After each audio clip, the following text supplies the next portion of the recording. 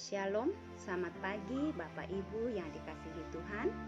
Puji Tuhan kita boleh berjumpa kembali dalam waktu teduh bersama Gereja Toraja Jemaat Bogor, edisi Selasa 10 Oktober 2023. Bacaan kita pada pagi hari ini terambil dari Markus 2 ayat 18 sampai 22. Bapak Ibu yang dikasihi Tuhan, sebelum kita membaca dan mendengarkan firman Tuhan, marilah kita bersatu di dalam doa. Selamat pagi Tuhan, terima kasih Bapa atas hari baru yang Engkau anugerahkan di dalam kehidupan kami. Terima kasih atas kesehatan yang boleh kami rasakan di dalam kehidupan kami pribadi lepas pribadi. Pada saat ini kami akan membaca dan mendengarkan sebagian dari firman-Mu. Biarlah firman-Mu ini kami boleh mengerti dan kami boleh pahami. Biarlah Roh Kudus-Mu yang akan hadir di tengah-tengah kami. Berfirmanlah kepada kami ya Tuhan, karena kami siap mendengarkan firman-Mu. Di dalam nama Yesus Kristus kami berdoa dan mengucap syukur. Amin. Pembacaan firman Tuhan pada pagi hari ini terambil dari Markus 2 ayat 18 sampai 22. Markus 2 ayat 18 sampai 22. Pada suatu kali ketika murid-murid Yohanes dan orang-orang Farisi sedang berpuasa, datanglah orang-orang dan mengatakan kepada Yesus, "Mengapa murid-murid Yohanes dan murid-murid orang Farisi berpuasa, tetapi murid-murid-Mu tidak?" Jawab Yesus kepada mereka, "Dapatkah sahabat-sahabat mempelai laki-laki berpuasa, sedang mempelai itu bersama mereka? Selama mempelai itu bersama mereka, mereka tidak dapat berpuasa. Tetapi waktunya akan datang, mempelai itu diambil dari mereka, dan pada waktu itu mereka akan berpuasa. Tidak seorang pun menambalkan secarik kain yang belum susut pada baju yang tua. Karena jika demikian, kain penambal itu akan mencabiknya, yang baru mencabik yang tua, lalu makin besarlah koyaknya. Demikian juga tidak seorang pun mengisi anggur yang baru ke dalam kantong kulit yang tua, karena jika demikian anggur itu akan mengoyakkan kantong itu, sehingga anggur itu dan kantongnya dua-duanya terbuang. Tetapi anggur yang baru hendaknya disimpan dalam kantong yang baru pula."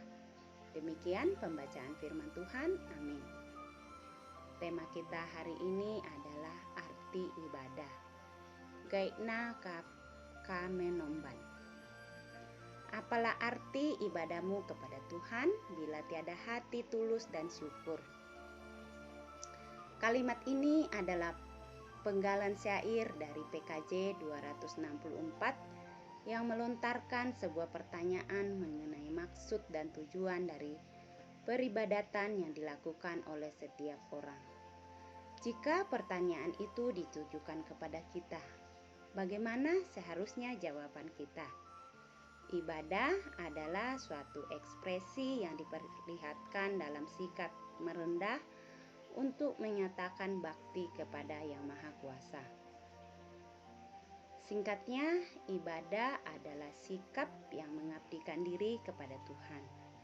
Jika ibadah diartikan seperti itu, lantas bagaimana seharusnya kita berekspresi dalam ibadah? Teks kita memperlihatkan suatu praktek peribadatan yang lazim dilakukan oleh orang-orang pada zaman itu, yakni berpuasa.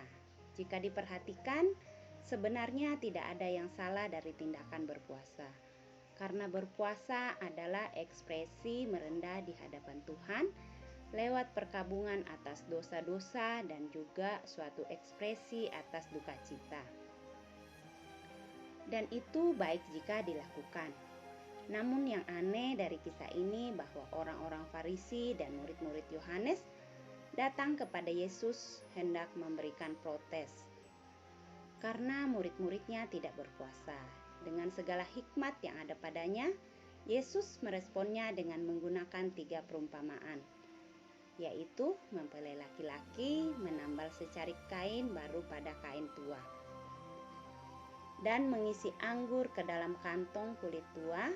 3 perumpamaan itu memberikan penegasan bahwa ritual-ritual peribadatan yang dilakukan membutuhkan pemanen yang lebih dalam dengan maksud dan tujuan yang baik, yakni untuk memuliakan Tuhan, bukan untuk dipamerkan demi kemuliaan diri sendiri.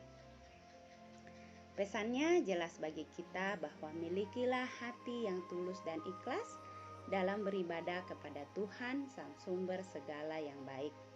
Amin. Demikian renungan kita. Mari kita bersatu di dalam doa. Jemaat, kita berdoa. Bapa, kami bersyukur buat firman-Mu yang pada pagi hari ini kami boleh dengarkan. Terima kasih Tuhan atas firman-Mu yang senantiasa mengingatkan kami untuk kami boleh memiliki hati yang tulus, ikhlas dalam beribadah kepada-Mu ya Tuhan. Tuhan, saat ini kami berdoa untuk pemerintahan kami, mulai dari pusat sampai ke pelosok tanah air. Biarlah Engkau ya Tuhan yang akan memberikan hikmat dan kebijaksanaan di dalam mereka memimpin negara kami. Kami juga berdoa Bapa untuk saudara-saudara kami yang Engkau berikan berkat yang melimpah.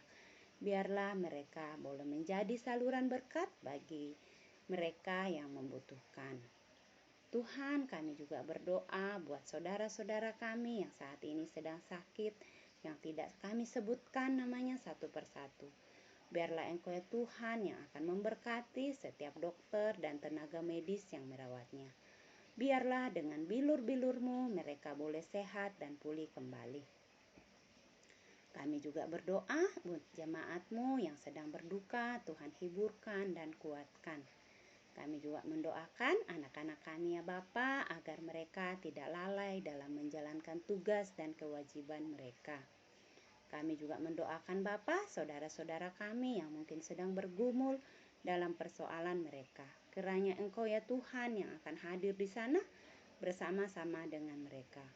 Kami juga berdoa Bapa buat jemaat-Mu yang sedang berulang tahun, Engkau tambahkan berkat-Nya, berikan kesehatan dan sukacita.